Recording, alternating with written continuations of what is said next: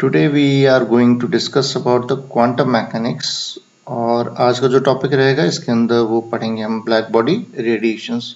सबसे पहले हम देखते हैं what is this quantum mechanics. इसकी डेफिनेशन क्या कहती है? This is the branch of science which deals with the motion of what atoms and the subatomic particles, यानी जो स्मॉल पार्टिकल्स हैं, माइक्रोस्कोपिक पार्टिकल्स, एटम्स या सबएटॉमिक, न्यूट्रॉन्स, इलेक्ट्रॉन्स, उन सभी का जो प्रॉपर्टीज आएंगी due to motions, that is known as the quantum mechanics, या हम कह सकते हैं study of the behaviour of the matter when it moves, that is come under the quantum mechanics. अब मैकेनिक्स थी वो है दो टाइप्स में आती हैं। पहली है वो है classical mechanics and it is applicable for the macro particles, जो बड़े पार्टिकल्स हैं उसके लिए एप्लीकेबल होती है। जबकि दूसरी क्या थी, वो जो हम पढ़ेंगे आगे, वो है quantum mechanics, that is applicable for the micro particles. लेकिन जो क्लासिकल मैकेनिक्स है वो फेल क्यों हो गई थी? उसे जब माइक्रोस्कोपिक पार्टिकल अप्लाई किया गया, जब हमने क्लासिकल मैकेनिक्स को माइक्रोस्कोपिक पार्टिकल्स पे अप्लाई किया, जैसे वो एटम हो या मॉलिक्यूल हो, तब वहां पर ये थ्योरी फेल हो गई। क्यों हो गई है कि अगर हम क्लासिकल मैकेनिक्स के अकॉर्डिंग हम लेके चलें, तो जैसे वो लार्ज बॉडी हो या स्मॉल बॉडी हो, तो अगर हम उसका हम निकालना चाहें मोमेंटम, अगर उसका निकालना चाहें या और हम उसकी पोजीशन निकालना चाहें, तो वो हम दोनों निकाल सकते हैं। वो कह रहा है क्लासिकल मैकेनिक्स कि अगर हमारे पास कोई माइक्रो पार्टिकल हो या मैक्रो पार्टिकल हो, तो हम वहां पर उसकी मोमेंटम और उसकी पोजीशन दोनों निकाल सकते हैं। But we know the according to uncertainty principle that was given by the Heisenberg, वो क्या कहता है कि it is impossible to determine both the momentum and the position of a accurately of a moving particle of a microscopic body। कोई भी हमारे पास एक microscopic body है, पार्टिकल है, तो हम उसका पोजीशन और उसका जो मोमेंटम है वो एग्जैक्टली नहीं निकाल सकते हैं। लेकिन क्लासिकल कह रहा है कि हम उसका दोनों का मोमेंटम और पोजीशन दोनों निकाल सकते हैं, चाहे वो माइक्रोस्कोपिक हो या मैक्रोस्कोपिक हो। तो यहाँ पर ये थ्योरी उसके अंडर में माइक्रोस्कोपिक पार्टिकल्स के अंडर में यहाँ पर फेल हो गई, उसका ये लिमिटेशंस था। दूसरा क्या कह सकते हैं कि जो क्लासिकल मैकेनिक्स है वो क्या कहता है कि जो लाइट है वो क्या है, that is a electromagnetic wave, that is electromagnetic wave का नेचर शो करता है। उसका जो नेचर है वो क्या है, एक वेव है, ना कि एक पार्टिकल नेचर है। पार्टिकल नेचर नहीं है अकॉर्डिंग टू क्लासिकल मैकेनिक्स। लेकिन बाद में इसको प्रूव किया गया बाय द जी ब्रॉगली के जो भी जो हमारे पास पार्टिकल नेचर भी होता है और उसका वेव नेचर भी होता है किसी भी मूविंग बॉडी का, कि that will behave both as a wave as well as particle. तो इसको भी प्रूव किया गया बाय डी ब्रॉगली। तो वहां पर भी क्लासिकल मैकेनिक्स या क्लासिकल थ्योरी वो फेल हो गई। उसके बाद इसको आगे जब चेक किया जब क्लासिकल मैकेनिक्स में, तो क्लासिकल मैकेनिक्स के अनुसार जो लाइट है, जो हम लाइट को पढ़ते हैं, तो दैट इज कंटिन्यूसली इमिटेड और एब्सॉर्ब्ड होती है। उसके अकॉर्डिंग ये कंटिन्यूसली एब्सॉर्ब्ड हो सकती है और इमिट हो सकती है। लेकिन जब इसको आगे स्टडी किया तो साइंटिस्ट प्लैंक ने इसको ये पता किया कि जो लाइट है वो कंटिन्यूस इमिट या एब्सॉर्ब्ड नहीं होती है, that is not continuously absorbed और इमिटेड, बल्कि ये डिसकंटिन्यूड होती है। यानी ये कंटिन्यू ना होके डिसकंटिन्यूड होती है in the form of energy packet. तो in the form of energy packets के रूप में होती है, स्मॉल एनर्जी पैकेट्स। किसके फॉर्म में? एनर्जी पैकेट्स के, जिसे हम क्या कहते हैं, that is known as quanta, that is known as quanta. तो जो लाइट है वो कंटिन्यूस नहीं है, जबकि वो क्या है, एक स्मॉल एनर्जी पैकेट्स के तौर पे होती हैं, यानी वो डिसकंटिन्यू होती हैं, वो एक रेगुलर नहीं होती हैं। तो फिर क्लासिकल मैकेनिक्स यहाँ पर भी फेल हो गई। तो इसके वजह से जो बहुत सारी जो थ्योरीज हैं जो फेल हो गई हैं, जो क्लासिकल मैकेनिक्स एक्सप्लेन नहीं कर पाया वो है black body, radiations, photo electric effect को भी ये एक्सप्लेन नहीं कर सके हम क्लासिकल मैकेनिक्स में। Heat capacities of solid and atomic and molecular spectra, ये सारी थ्योरीज हैं जो क्लासिकल मैकेनिक्स के अकॉर्डिंग वो उसको एक्सप्लेन नहीं कर पाया। तो इनको एक्सप्लेन करने के लिए जो थ्योरी डेवलप हुई, और या हम कह सकते हैं कि जो बेटर थ्योरी है, वो है quantum mechanics. Let's see what is this quantum mechanics. तो अभी हमने डिस्कस किया कि ये किसके लिए एप्लीकेबल है, ये माइक्रो पार्टिकल्स के लिए एप्लीकेबल है। तो जितनी भी लिमिटेशन थी क्लासिकल की, वो क्वांटम मैकेनिक्स ने सॉल्व करती है। तो इसके अकॉर्डिंग, क्वांटम मैकेनिक्स के अकॉर्डिंग, जो पार्टिकल होता है, कोई भी पार्टिकल, तो मूविंग नेचर का है, तो उसका दोनों का डुअल नेचर होगा, वो बिहेव करेगा as a wave as well as particle, चाहे से वो माइक्रोस्कोपिक हो या मैक्रोस्कोपिक हो। तो जैसे सपोज अब अगर हम एक इलेक्ट्रॉन की बात करते हैं, हमारे पास एक इलेक्ट्रॉन है, तो अगर इलेक्ट्रॉन मूव कर रहा है, तो that will move like a wave. तो सपोज ये वेव है, और सपोज हमारा ये इलेक्ट्रॉन कुछ यहाँ पर है, ठीक है। अब ये मूव कर रहा है, अब मूव किस तरह कर रहा है, इट बिहेव या moving as a wave, wave की तरह ये मूव कर रहा है। तो अब यहाँ पर अगर हम इसकी पोजीशन को देखना चाहें कि ये कहाँ पर इसकी पोजीशन है, इसकी इलेक्ट्रॉन की पोजीशन क्या है, तो वो फाइंड करना मुश्किल हो जाएगा। क्योंकि अगर ये वेव है तो हो सकता है कि इलेक्ट्रॉन्स कुछ देर बाद यहाँ हो सकता है इलेक्ट्रॉन यहाँ पर हो, इलेक्ट्रॉन यहाँ पर हो, क्योंकि ये वेव की तरह मूवमेंट इसका है। तो इसकी हम एग्जैक्टली पोजीशन को डिटरमाइन नहीं कर सकते। हम इसकी केवल एक प्रोबेबिलिटी देख सकते हैं कि हाँ, कि यहाँ पर हो सकता है इलेक्ट्रॉन या यहाँ हो सकता है। तो हम क्वांटम मैकेनिक्स में हम क्या देखते हैं, वो देखते हैं प्रोबेबिलिटी। क्या चेक करते हैं, probability. We are checking the probability of the moving particles. कौन से, वो हैं सारे माइक्रोस्कोपिक पार्टिकल्स। तो यहाँ पर अगर हम कोई मैक्रो की भी बात करें, सपोज हमारे पास कोई बॉल है, ठीक है। ऑब्वियसली इसका मास ज़्यादा होगा एज कम्पेयर टू इलेक्ट्रॉन, इसका बहुत मास बहुत बहुत बहुत ज़्यादा होगा अगर हमारा एक कोई बॉल है। और अगर ये बॉल मूव कर रही है तो it will also both it has a particle as well as a wave. लेकिन यहाँ जब हम कोई माइक्रोस्कोपिक पार्टिकल्स की बात करते हैं तो उनका एक पर्टिकुलर एक वेवलेंथ हम कैलकुलेट कर सकते हैं।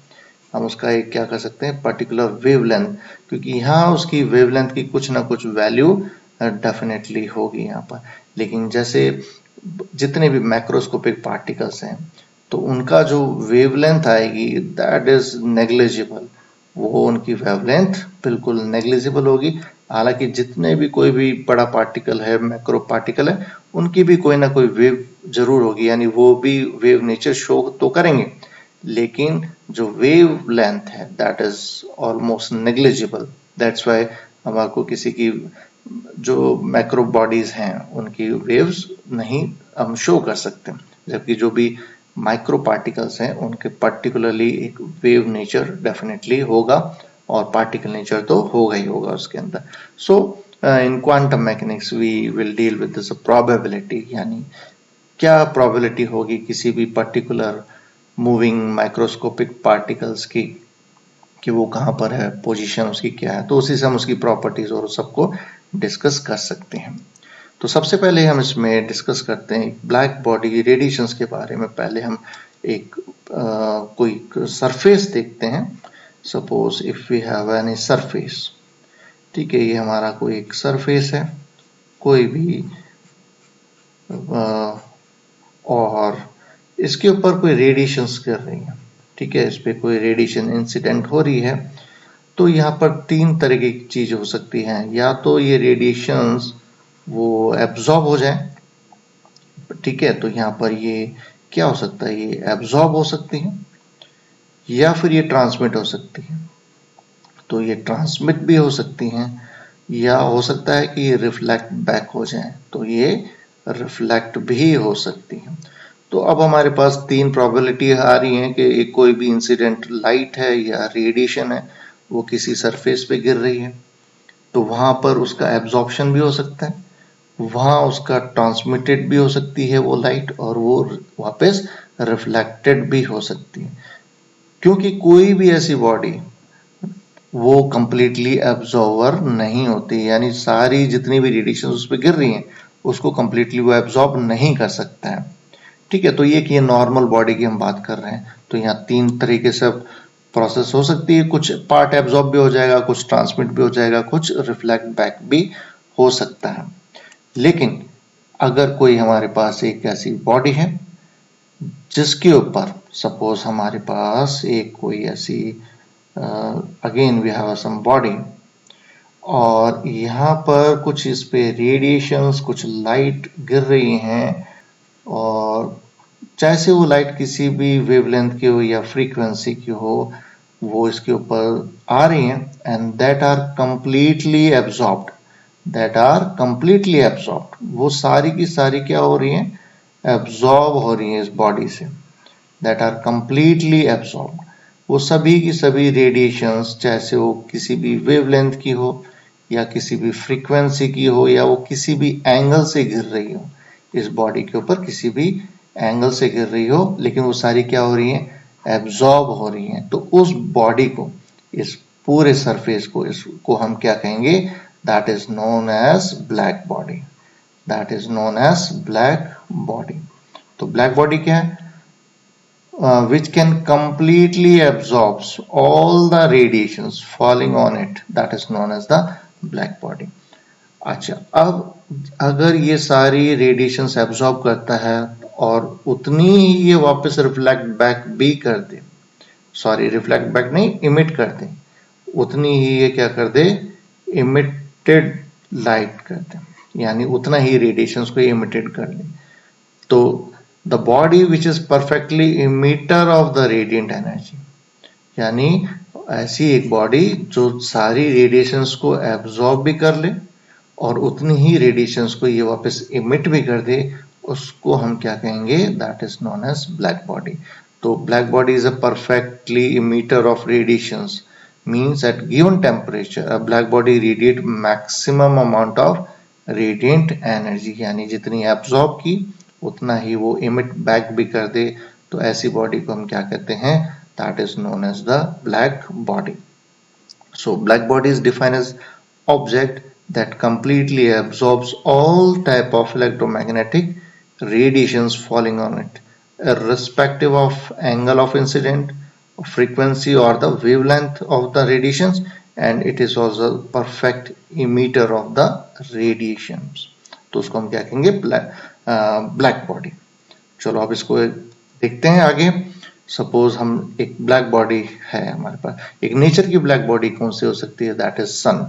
ठीक है, वो होती है नेचर में, एग्जाम्पल अगर हम लें तो दैट इज सन, वो एक परफेक्टली ब्लैक बॉडी कहलाता है। लेकिन चलो यहाँ पर हम इसको डिस्कस करते हैं। हमारे पास एक मेटेलिक हॉलो स्फीयर है जिसमें एक ओपनिंग है, बहुत यहाँ जो ओपनिंग है, दिस इज द ओपनिंग, बहुत एक छोटा सा एक होल है इसके अंदर, और जो इसको जो डिस्कस किया गया that was by the Fery, जो यहाँ पर साइंटिस्ट ने इसको डिजाइन किया, दैट वाज बाय फेरी।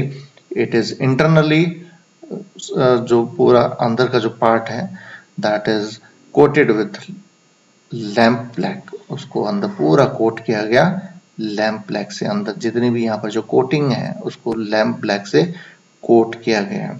बाहर जितना भी है वो इंसुलेटर है, जितने की भी जो रेडिएशंस है वो बाहर, जितना भी टेम्परेचर है वो मेंटेन रहे, रेडिएशंस बाहर इसमें लॉस ना हो।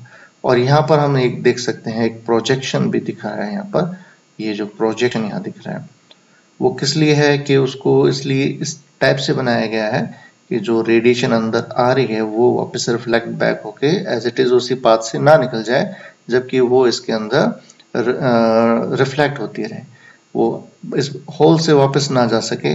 तो इसलिए एक प्रोजेक्शन यहाँ पर क्रिएट किया गया है इसमें, जिससे कि ये अंदर ही रिफ्लेक्ट होती रहे। तो अब जितनी भी रेडिएशंस हमने इसमें अंदर डाली इस होल से, इस मेटेलिक सरफेस के अंदर, मेटेलिक होलोस्फीयर के अंदर वो गई and that absorbed by the inner surface और वो रिफ्लेक्ट बैक हुई। तो रिफ्लेक्ट बैक होने से वो अंदर के अंदर ही एब्जॉर्ब भी होती रही मेटल सरफेस से और वो रिफ्लेक्ट बैक भी होती रही। तो क्योंकि अंदर वो किससे कोटेड है, वो है लैंप ब्लैक से कोटेड है, तो जो ब्लैक है वो उसको कंप्लीटली एब्जॉर्ब करेगा और उसको कंप्लीटली रिफ्लेक्ट बैक भी करेगा। तो यहाँ पर एब्जॉर्प्शन और emission that will be continuously remain, वहां पर वो चलता रहेगा वहां पर। तो अब अगर हम, या फिर हम कह सकते हैं कि इसको अगर हम हीट करें तो it will start glowing from inside and can not lose any energy to outside, क्योंकि बाहर ये इंसुलेटेड है, अंदर जितना भी लैम्प ब्लैक ने उसको जितना रेडिएशन या जितनी हीट एब्जॉर्ब की वो ही वापस रिफ्लेक्ट बैक करता रहेगा। तो after some times state of thermal equilibrium will be there, वहां पर एक स्टेट ऑफ थर्मल इक्विलिब्रियम आ जाएगी and no external heat is required to maintain a constant temperature. अब बाहर से हमारे को कोई एक्स्ट्रा टेम्परेचर देने की जरूरत नहीं है, क्योंकि जितनी टेम्परेचर, जितनी रेडिएशंस इसमें गई हैं वही अंदर रिफ्लेक्ट बैक होती रहेंगी, जितनी एब्जॉर्ब हुई उतनी ही इमिट हो रही है, तो उतना इसका अंदर का जो टेम्परेचर है that will remain constant and जो रेडिएशंस यहाँ से रिफ्लेक्ट बैक होंगी या जो निकलेंगी उसको हम क्या कहेंगे, that is known as the black body radiations. तो radiations emitted by the black body at a particular temperature is known as black body radiation. और ये किसके बराबर है, ये वही रेडिएशंस हैं जिसे हम इलेक्ट्रोमैग्नेटिक रेडिएशंस कहते हैं, दैट इज इलेक्ट्रोमैग्नेटिक रेडिएशंस जिसे हम बोलते हैं। सो ये परफेक्टली हम इसको मान सकते हैं कि ये परफेक्टली ब्लैक बॉडी है that was created by the Fery, जिसमें अगर हम रेडिएशंस डालते हैं तो वो अंदर ही एब्जॉर्ब होगी कंप्लीटली और अंदर ही वो रिफ्लेक्ट बैक होती रहेगी वॉल से और उसका temperature that will remain the same. तो यहाँ हम देखें कि अगर जो पूरा होलोस्फीयर है, सपोज उसका रेडियस अगर r है और यहाँ पर इसका रेडियस स्मॉल r है, तो करीब करीब इनका जो रेशियो होना चाहिए दैट इज अराउंड 20, मतलब जो इसका रेडियस है इस होलोस्फीयर का वो बहुत करीब 20 गुना 20 times should be there as compare to the radius, जो अपर्चर यहाँ पर जो इसकी ओपनिंग है उससे। तो अब इस पूरे जो ब्लैक बॉडी को है उसको जो एक्सप्लेन किया गया वो किया गया by the Kirchhoff's law of the thermal radiations. Let's see ये क्या लॉ है। यहाँ पर भी एक बॉक्स लिया गया और इस बॉक्स के अंदर दो बॉल को सस्पेंड किया गया है, एक है व्हाइट बॉल, एक है व्हाइट बॉल, एक कंप्लीटली ब्लैक बॉल ली है। इन दोनों बॉल्स को इस बॉक्स के अंदर सस्पेंड उसको लटका रखा है। ये पूरी इंसुलेटेड है बाहर से, यानी इसके अंदर भी रेडिएशंस बाहर एनर्जी नहीं निकल सकती है। तो अगर एट अ कांस्टेंट टेम्परेचर, बाहर एक टेम्परेचर पे जब हमने इसको रेडिएशंस देना स्टार्ट किया, जब इन बॉल्स को कुछ रेडिएशंस यानी इस पूरे बॉक्स में रेडिएशंस जब इसमें प्रोवाइड की गई तो क्या होगा, तो इन बॉल्स ने उन रेडिएशंस को क्या किया, एब्जॉर्ब किया। तो the radiations will be absorbed by both the bodies, white and black, दोनों ने इसको एब्जॉर्ब कर लिया।